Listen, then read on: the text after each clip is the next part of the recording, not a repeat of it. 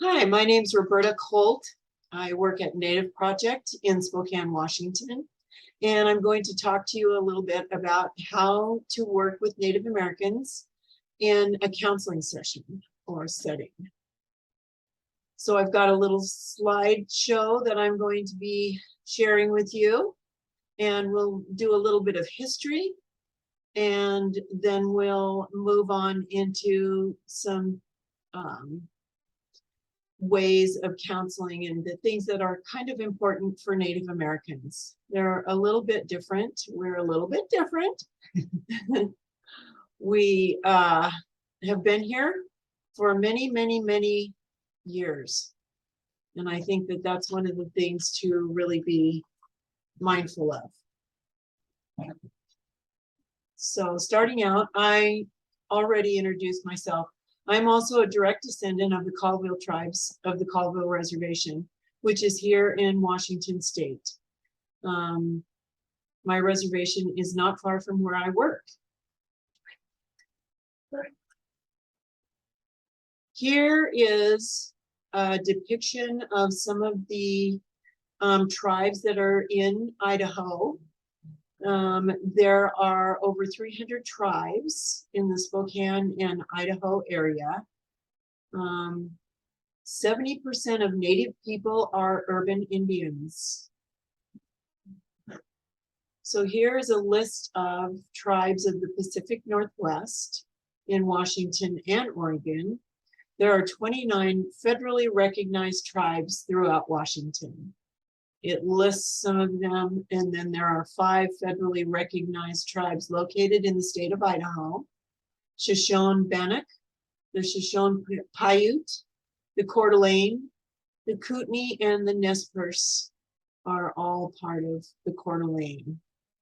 There are also 9 federally recognized tribes located in the state of Oregon, and I've listed some of those here also. In the United States, 70% of all American Indian Alaskan Natives live off the reservation and live in urban cities and towns. Reservations began back in the 1700s. They were a way for the incoming settlers to colonize and force natives to take on the ways of the white settlers. Native Americans were often moved away from the areas that they had been inhabiting to lands that were the least desirable and most difficult to farm or raise crops. This was because the incoming colonizations wanted the Indian tribes to become more adapted to their ways rather than them adapting to the native ways. This later led to commodities provided by the American government, which led to health issues, among other things, in the native culture. Boarding schools were also introduced somewhere in the 1800s, probably around 1860. Native Americans were forced to place their children into boarding schools as a way, once again, to force assimilation into the white way of living. March 3rd, 1819, the Civilization Fund Act led to an Indian boarding school era that lasted from 1860 to 1978. It's important to note that while the children were in the boarding schools, their parents were not allowed to come in, take the children out, do anything with them. Native Americans were pretty much had to stay on their reservation. They couldn't go off the reservation, and to understand that this was not their normal way of living. They roamed around in different, when in the springtime, they were in different areas because of the way that they were able to get food. So the Relocation Act of 1956, this act was a way to eliminate reservations and tribes by moving Native Americans off their reservations and into urban settings. Many lost their tribal membership, which then led to the non-federal recognition of the tribe. And that's important to understand, because if a tribe is not federally recognized, they don't really have the things that the federally recognized tribes do. So they tend to be less fluid. They don't have as much money to do things for their tribal members. Here are some pictures of the Colville Reservation in the 1800s. Some folks remember that prior to the colonization and prior to white people coming over onto the reservation, natives made their own clothing. They hunted and they used all of the animal that they killed, you know, for things that they used, utensils, clothing, that kind of thing. Some of the symptoms of historical trauma are a response to the things that happened during that period of time. And, you know, that period of time lasted for quite a while. We're now in this day and age moving out of that somewhat. So there were survivor's guilt, depression, psychic numbing, emotional fixation on trauma, very low self-esteem, victim identity, anger, self-destructive behavior, relationship destruction, especially with experience of abuse. And there was abuse. Some of the symptoms of the historical trauma response is substance misuse, eating disorders, food insecurity, hypervigilance, compensatory fantasies, preoccupation with death, death identity, meaning fantasies of reunification with a deceased person, loyalty to ancestral suffering and the deceased, internalization of ancestral suffering, internalized oppression. Most of this has come from Braveheart in 2005. If you're looking for someplace to look to find more information about this. The more information that you can find about Native Americans is, the better off you'll be when you're doing treatment with them. Whatever kind of treatment it is, whether it's medical or chemical dependency, any of that type. It's a different type of treatment, I think, to be able to come in and talk to them, just because of the healing that needs to be done as a culture. So issues facing American Indians and Alaskan Natives. American Indians and Alaskan Natives today face a host of problems, including poverty because of the stolen resources and infrastructure, unemployment, trauma, criminal victimization, physical health problems and disparities, mental health and substance use disorders. They continue to be a resilient people who draw on the strength of their cultures, communities, and families to help face these problems. Family is huge in Native Americans. Everyone is their family. If you live on their reservation, you are a relative.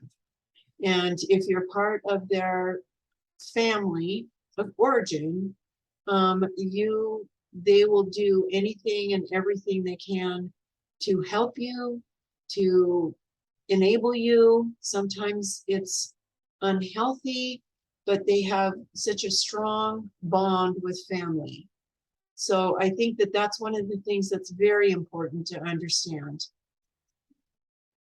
Here are some pictures of some of the more traditional things and just some of the more relaxed kind of things. So up here We have a group of ladies who are drumming or have drums. Many times drums are made by the natives in their tribe. They're wearing their ribbon skirts, which is a traditional thing. And then you see this young man who is dancing, and his regalia, that's what they call it when they're dressed like that, is their regalia. They make, their families help them make. So all of the beading, all of the things that you see in the regalia, they have done themselves. Even the children have done it. And then here are some other ladies who look like they're going to be doing some dancing at a powwow, which, remember, powwows, we were not able to practice powwows until around 1975, I believe, is when they first started allowing the natives to practice. Prior to that, natives would be way up high in the mountains to do their cultural practicing the powwows, and that was part of what they did. This gentleman here is in an urban setting, as you can tell by the background. Looks like he's enjoying himself.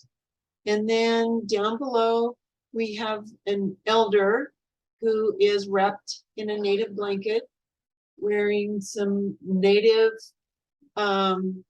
jewelry, and it looks like she's waiting for the powwow to begin. Just sitting there patiently waiting. And then we have a young lady here in the middle who is walking down the street and just enjoying her life, looks like. And then a young child, also in native regalia, that is looking forward to doing some dancing at a powwow. That's what it looks like to me anyway. So what's really important is that as Native Americans, that we reconnect to our traditional culture, which means that we make a conscious effort and are returning to the learned Native ways that, and many times they've been unlearned. So it's a way, again, of getting together, having our tribe together, our people, and doing powwows, just gathering. We like to eat. We like to be social. So we begin to participate in Native community and activities and customs. Again, that's the powwows, that's the gathering at longhouses, which is a spiritual thing, all that kind of stuff. Natives lived in villages. They weren't cities, all that kind of stuff. The teepees were a place where we gathered. So many times other people would come in if it was cold outside, but mostly if it was warm, natives would be sitting out doing things to prepare for the next meal, prepare for clothing, doing things like that. Today, we're investing in learning Native language, the arts, and socio-political issues. So we're beginning to reconnect with our identity as natives. Those who live some distance from their tribal lands may still identify more with the urban than they do with the natives. Not all American Indian and Alaska Native clients identify or wish to connect with their traditional cultures, but culturally responsive services offer all clients a chance to explore the impact of culture, including historical and generational traumas, acculturation, discrimination, and bias, and how those relate to their mental and substance use disorders. Those are important to help them to understand that, to come to an understanding, not to try to push it aside or pretend that it doesn't exist, but to come to an understanding. Cultural self-actualization is a healing spiritual experience that is part of the recovery process. And I think that it's very important to understand that. It's part of the recovery process, because we can't take the Indian out of the person so that we can treat them like others. Here is a saying that we have here in the Native Project. In many shamanic societies, if you came to a medicine person complaining of being disheartened, dispirited, or depressed, they would ask one of 4 questions. When did you stop dancing? When did you stop singing? When did you stop being enchanted by stories? When did you stop finding comfort in the sweet territory of silence?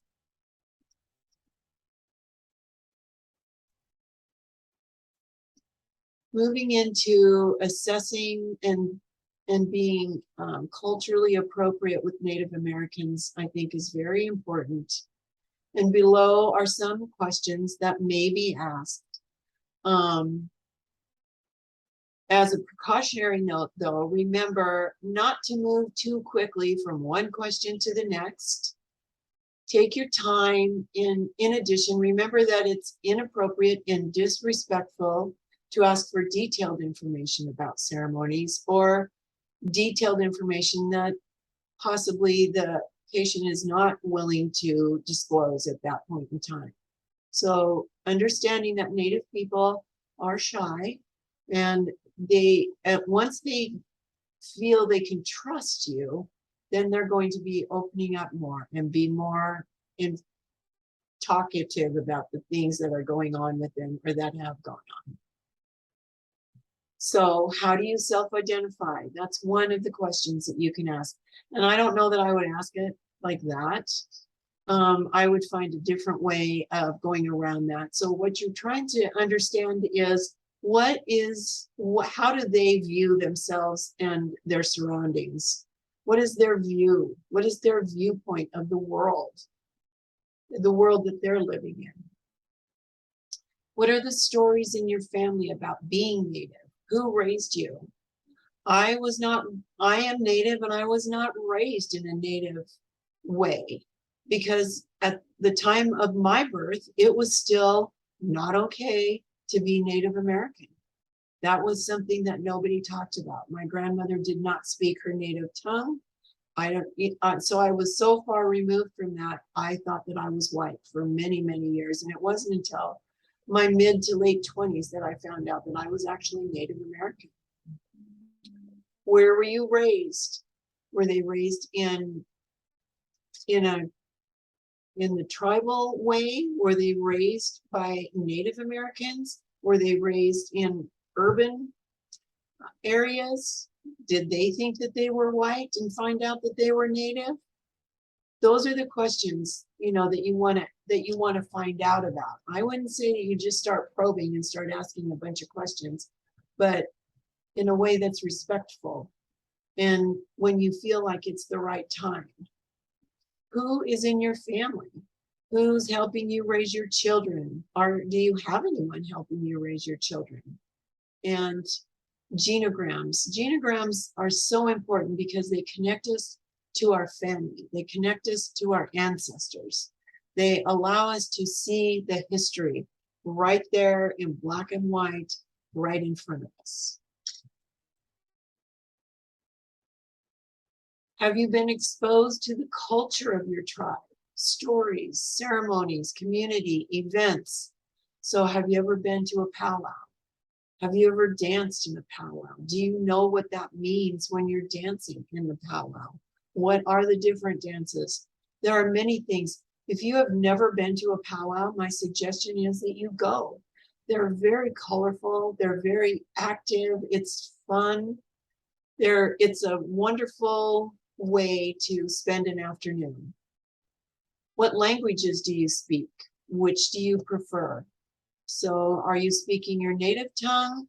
Are you, and it's different for different tribes. So that's important to know. How would you describe your spiritual beliefs?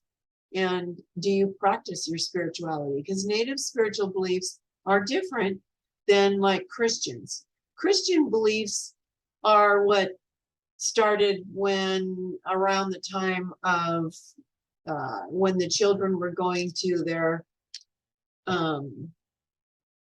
being put in the boarding schools and having to live in the boarding schools. That's when Christian beliefs started. And it was an effort for white people to start turning the children into white so that when they grew up, they would be more white than native, and they would practice this. And, you know, for a lot of us, it worked. What stereotypes have you learned from media, school, indoctrination, feedback from non-natives? What have you learned? What do you know? Where can you go to relearn who you are as a Native person? That's probably one of the most important things, because that's part of that grieving. We have this grieving that goes on that's inside. And that's part of that grieving, is to learn and reconnect. Who am I as a Native person?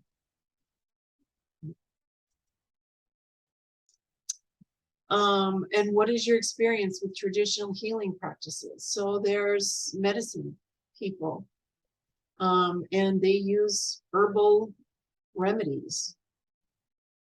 I know for, you know, folks who are indoctrinated into the medicine practices of today, that may not be something that you're willing to take a look at, but it's important when you're dealing with Native Americans.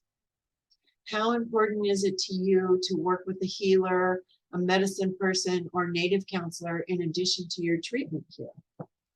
So you may need to call in other people. Other people may need to come in and help you with this, that are part of this person's circle. Do you have a traditional healer or advisor who is currently working with you? And if you don't, and they want one, how are we going to find that for you? Who do we know that we can contact? Who in your tribe is an elder who would have information that would be important for you to find that out, or for them to find that out for you? So those would be ways of being able to go about doing some of that stuff.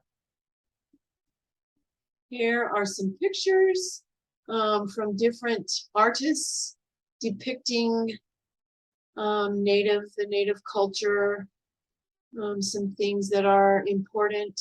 We've got the Native American gentleman here, and then you've got the dancer. The eagle is huge, birds are huge, and then the teepees where they lived.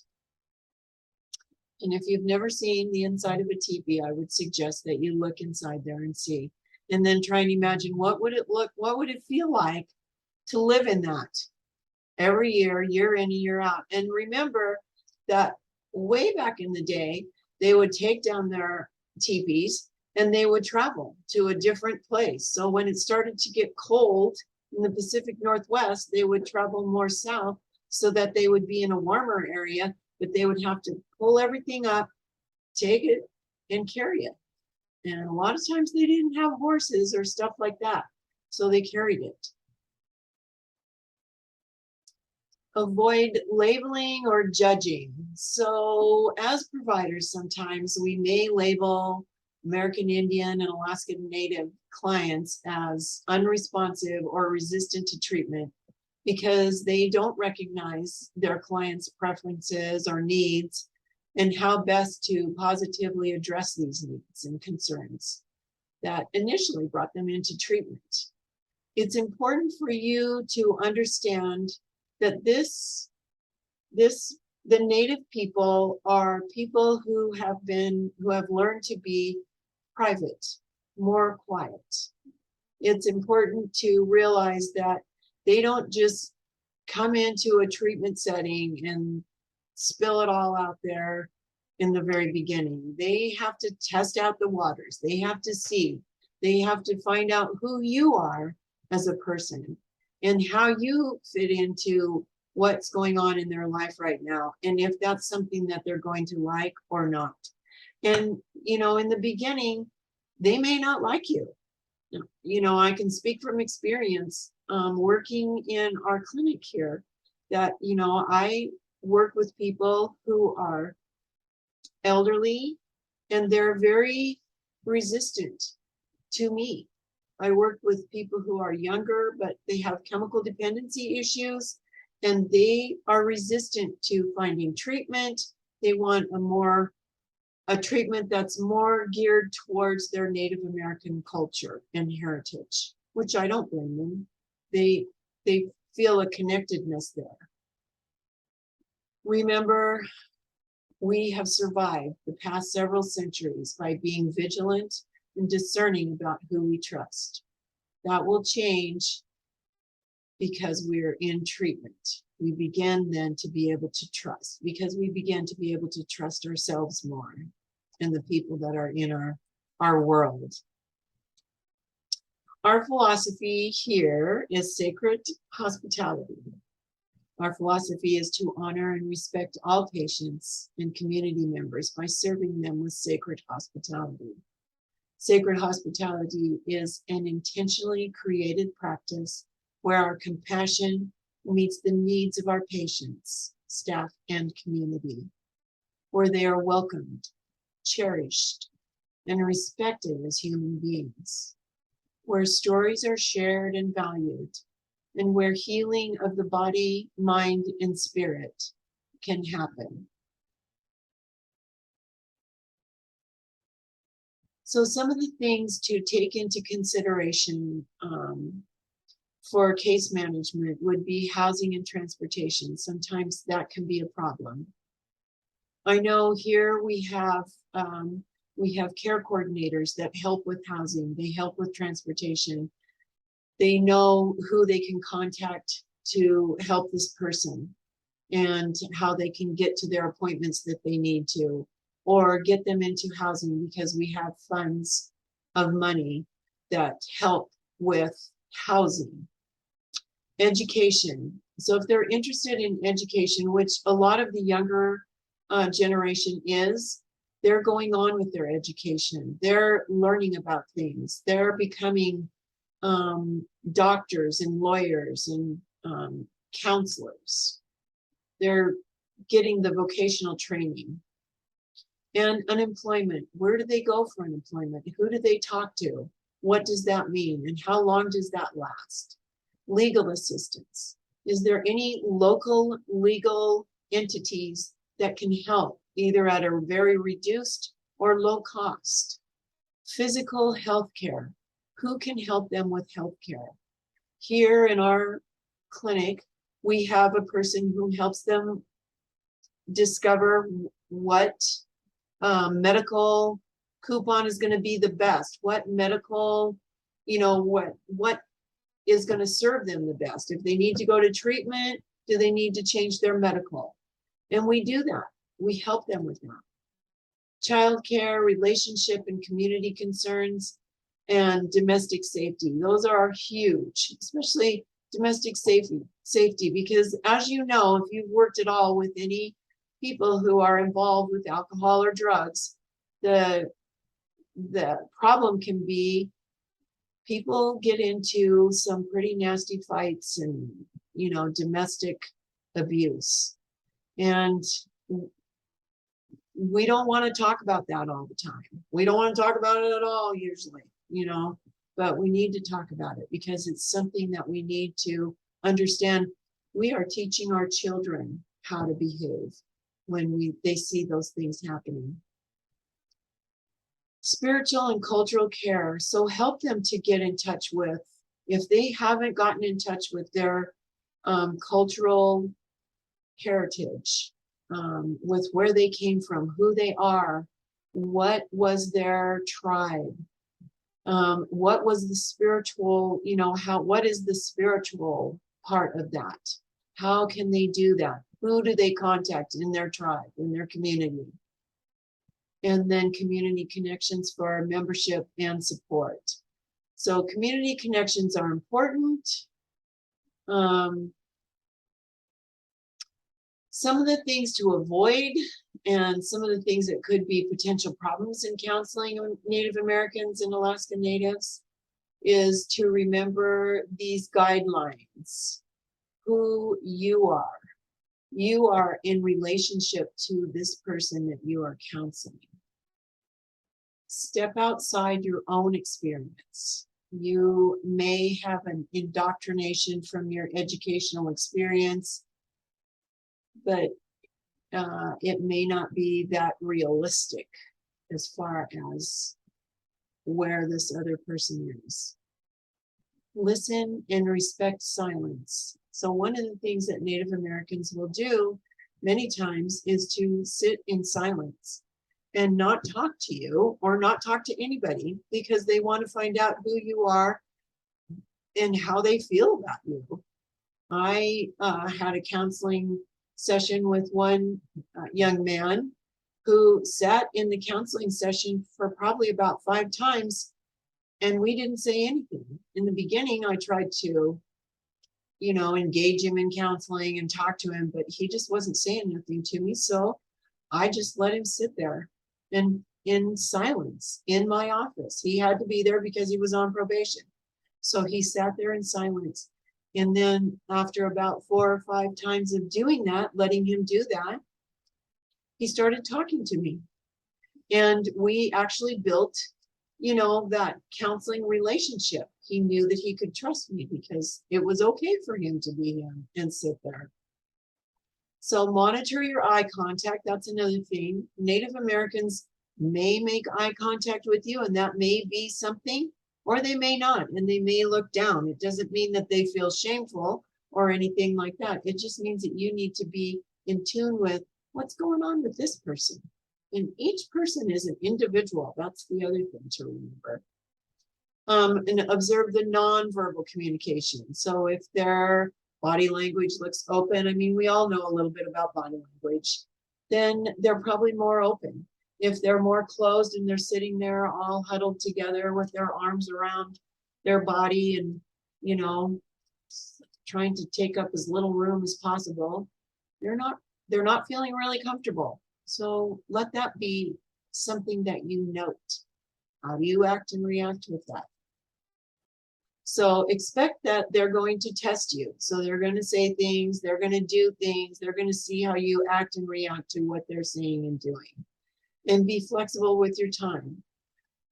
There's a saying that goes, there's real time and there's native time. So that can be a real thing. I'm just saying. You might, they might be late, but, sometimes you just got to deal with it. As much flexibility as you can have with Native Americans, it's going to come back to you tenfold.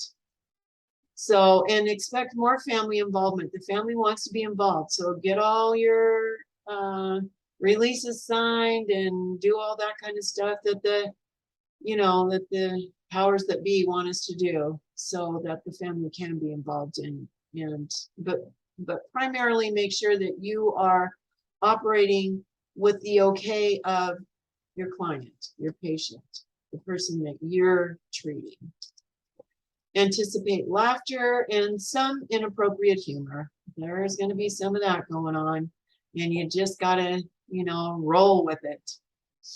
So remember to explain confidentiality. That's very important. And it's very important that they understand that you have to have a release of information to speak to anyone outside of this, outside of the place that you're at.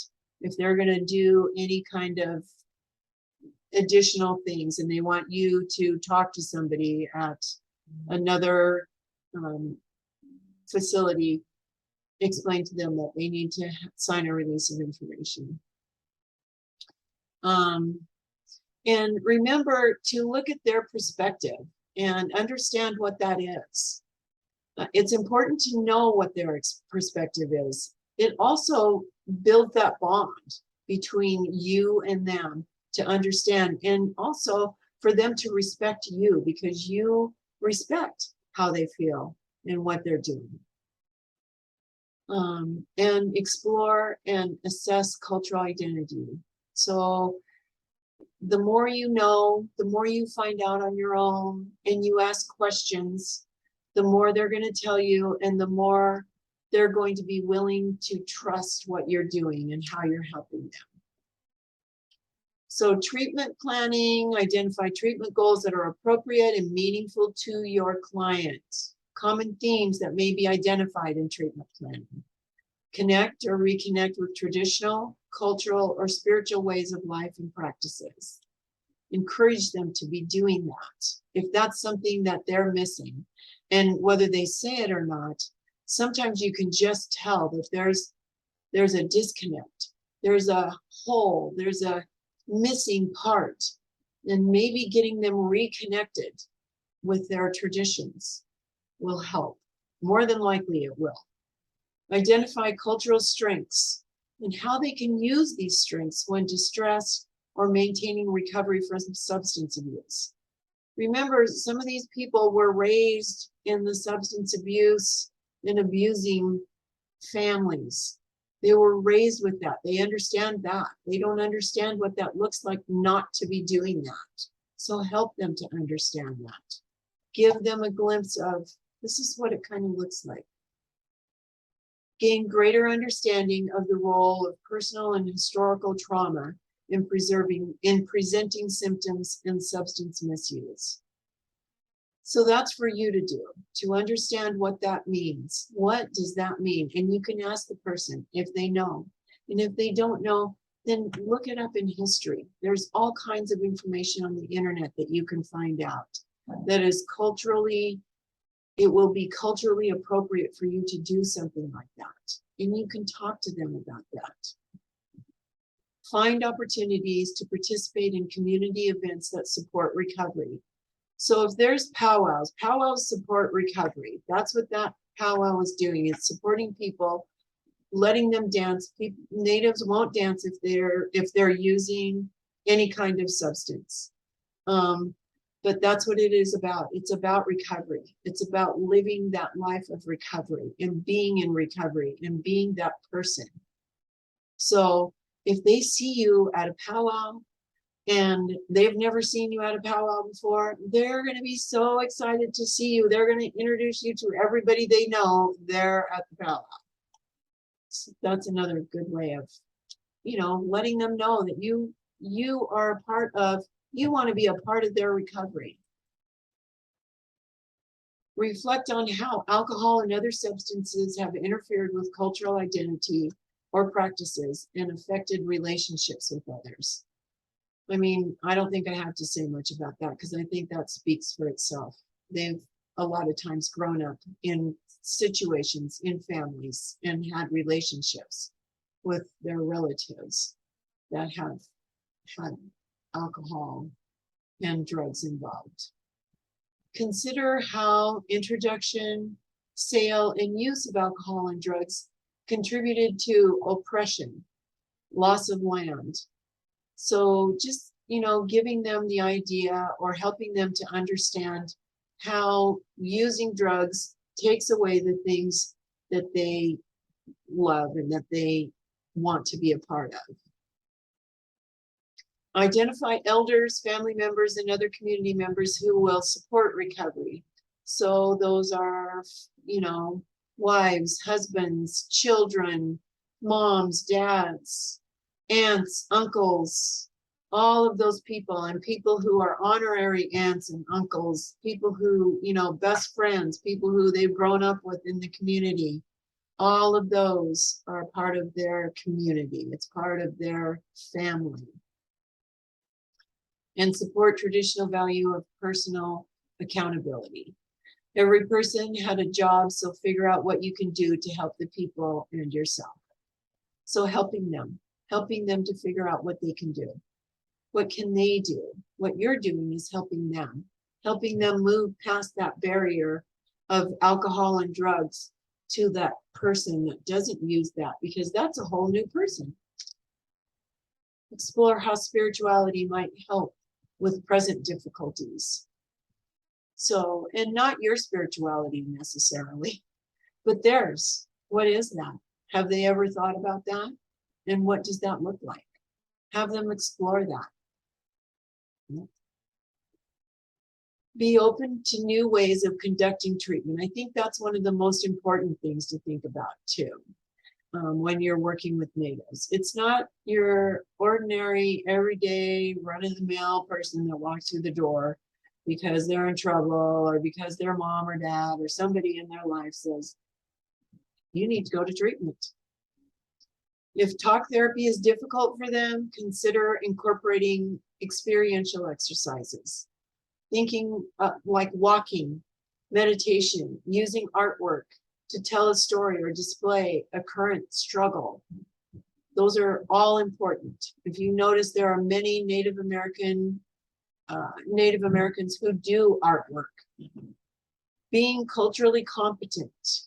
So in other words, that you do a little bit of investigation. You find out more information so that you can come to the table with information. Competence, cultural perspectives of behavioral health, culturally specific and responsive skills and practices. That all leads to an investment in your therapeutic relationship with clients and the community, but in particular with your Native folks. And when you have more of an investment in them, they're going to have more of an investment in you. Find professionals of other ethnicities and practice cultural humility to acquire new skills. So incorporate options for cultural activities in treatment planning. Connecting or reconnecting to the American Indian, Alaska Native clients to cultural practices, as we've talked about before, which that would be powwows, any kind of things that they do. They're practicing their own religion. If clients also desire treatment plans, treatment plans should accommodate cultural and spiritual activities that can support and encourage them to do that, because that does support their recovery from mental and substance use disorders. And seek help from members of clients' tribes or local tribal community to determine the appropriateness of activities, because a community event may involve alcohol, thus increasing your client's exposure to alcohol and other substances that may compromise recovery. So we know that in the beginning, we don't want to put them into a place that's they're gonna see alcohol, they're gonna have an opportunity to possibly drink or something like that. We don't want to do that in the very beginning, of course, but as they go along in their life, we can't just live, with blinders on and think, well, I'm not going to be around anybody that drinks, because that's unrealistic. So, and then moving forward, here is a drum circle. This is at a powwow. As you can see, they're wearing their regalia and they are drumming. And here are some ladies again who are singing and doing some drumming. Not sure exactly what setting that is, but I'm assuming that it's also at a powwow. A lot of times the men will sit around the drum and do the drumming, and the women will stand back and sing also with the men. And then we've got a couple of sweat lodges. So this is an old sweat lodge, and this is a newer kind of a sweat lodge, and they're just made out of branches. And a lot of times nowadays, any kind of material, any kind of stuff that you can put over the top of them. And then they have coals on the inside, and it gets very warm. So they close the doorway, the opening of getting in, and everyone sits around in there, usually with little or no clothes on. And that's what they do. And sometimes they'll sing, but a lot of times they'll just sweat. So activities, cultural activities vary. Some activities may need to be scheduled outside the treatment center. Some may be done at the program site. I know some intensive inpatient programs are very flexible to Native Americans, and they let them do their drumming, and they do a lot of their Native rituals right there in their program. And a lot of the other folks that are in the program participate by being there and gaining information about that. What does that mean? So provide opportunities for healing pathways. And remember, culture is not the cure. It's just part of the cure. They have to really understand. Are we running out of time? Okay. Okay, so I hope that you have been able to gain some understanding and hopefully help you with being more successful in dealing with Native Americans. I have this last slide is, come on, it's on the circle. I have included some of the folks that I work with, and this is just to give you an idea of how different everyone looks. So not everyone is really dark. Not everyone looks really Native. Some people are very light-skinned. So remember that. That's Native Americans. That is Native Americans.